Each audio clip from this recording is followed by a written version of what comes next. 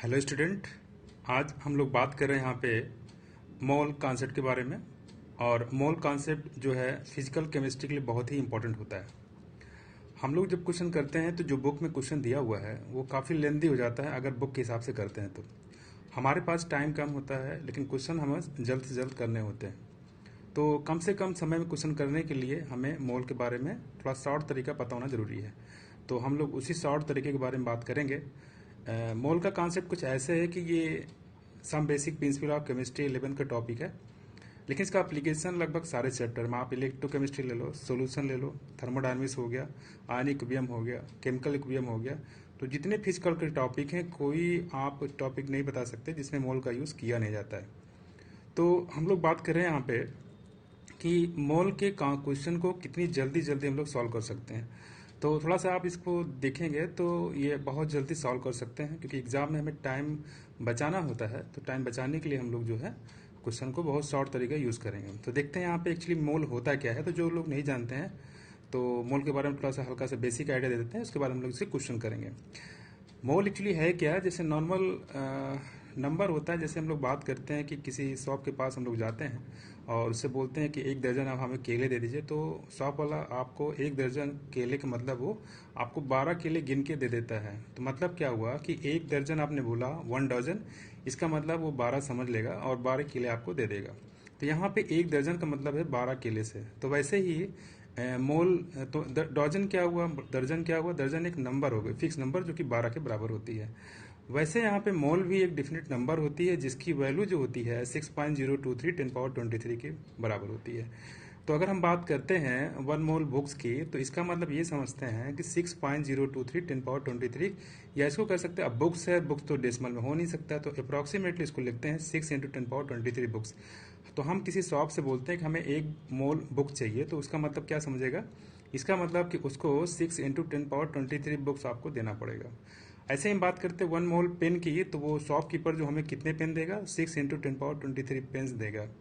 तो ये मोल का सिंपल सा कॉन्सेप्ट है। अब यहाँ पे ये डेफिनेशन आपके एग्जाम में नहीं पूछी जाती, डायरेक्ट इसके एप्लीकेशन आते हैं। तो एप्लीकेशन के लिए आप डायरेक्ट ये फॉर्मूले कुछ बता रहे हैं आपको, ये फॉर्मूले डायरेक्ट आप याद रखिए।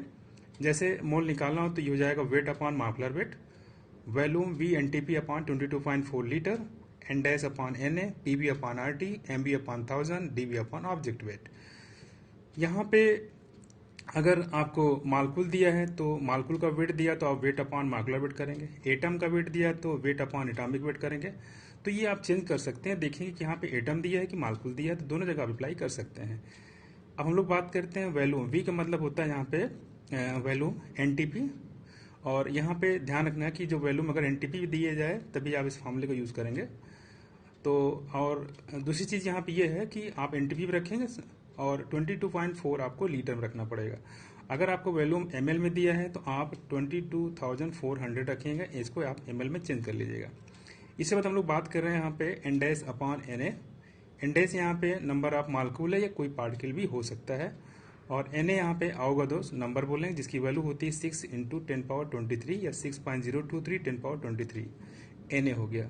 PV upon R T simple सा gas equation, universal gas equation से आप इसको निकाल सकते हैं। PV equal to n R T सभी लोग जानते हैं, तो यहाँ आप निकालें तो पीवी अपॉन आर टी कर सकते हैं।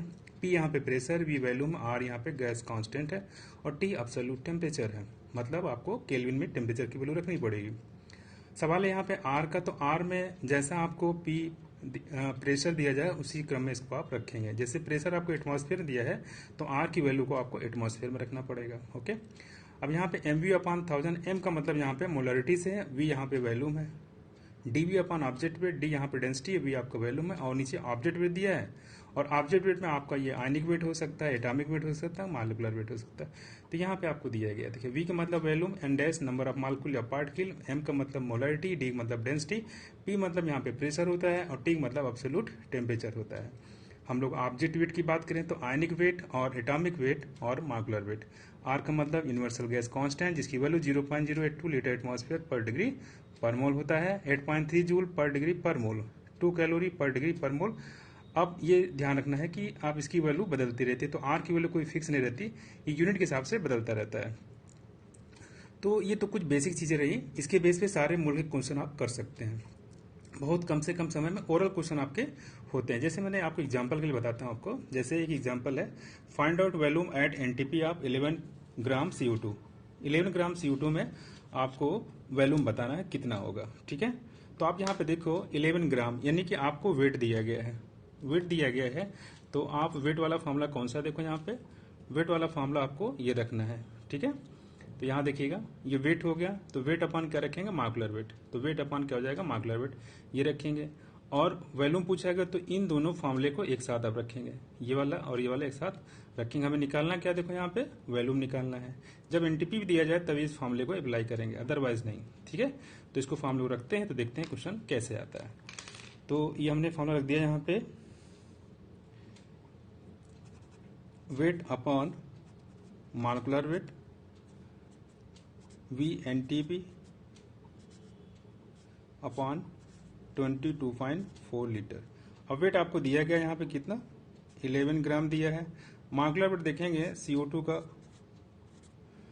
का मॉलिक्यूलर वेट निकालिए, तो ये कार्बन का निकालेंगे कितना जाएगा 12 और ये जाएगा 32, 16 दूना 32 हो जाएगा। इसको ऐड करेंगे तो कितना आ जाएगा 44 ग्राम। तो आप 11 अपान कितना रखेंगे 44, 11 अपान 44।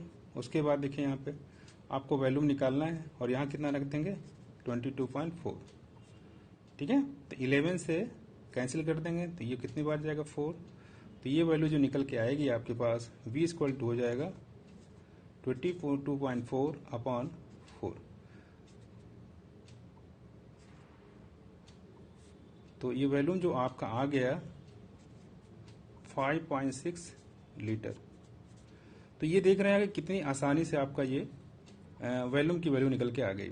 ठीक है, अब ये वास्तव में एक लाइन में सॉल्व हो जाता है, बस आपको समझाने के लिए मैंने ऐसा किया है, अदरवाइज ये ओरल क्वेश्चन है। आप इसको यहीं पे आप रख सकते थे, वेट आपको पता है, मार्कुलर पड़ता है, तो यहीं पे आप 11/44 करते तो 1/4 आया, 22 ऊपर जाएगा, 22.4 उधर जाएगा, इसको कैंसिल करके आप निकाल सकते हो। तो 5.6 लीटर जो है आपका ये आंसर आ गया। तो ऐसे आप जो है, आप सबसे पहले जो दिया गया है आप उसको देखिए कि क्या वैल्यू दे गई है। तो हो सकता है मैंने अभी जैसे इसमें वेट दिया गया था तो हमने वेट और वॉल्यूम पूछेगा तो इन दोनों फॉर्मूले को सेम रखा। ऐसे हो सकता है कि आपको नंबर ऑफ पार्टिकल पूछे जाए, वॉल्यूम दे दिया जाए, तो इन दोनों फॉर्मूले के साथ रखिएगा। हो सकता है कि आपको जो है यहाँ पे मोलरिटी दी जाए और आपसे नंबर ऑफ पार्टिकल वैल्यू पूछ ली जाए। ठीक है, हो सकता है आपको मोलरिटी दी जाए और यहाँ पे आपको वेट पूछ लिया जाए। तो किसी भी रिलेशन में आपसे कोई रिलेशन निकलवा सकते हैं।